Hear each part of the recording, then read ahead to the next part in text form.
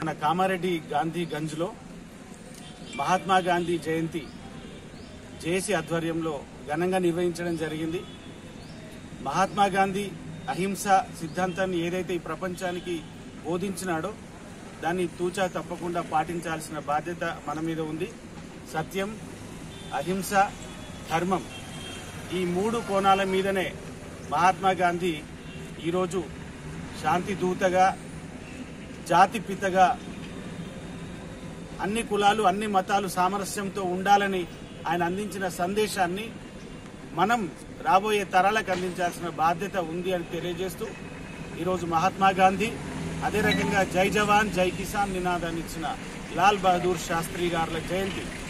ఇంకా గొప్ప విషయం ఏంటంటే మన పూర్వీకులు మరణించిన వాళ్ళకి పితృలయ అమావాస్య సందర్భంగా కూడా మనం అందరం పూర్వీకులు గుర్తు చేసుకోవాల్సిన బాధ్యత ఉంది.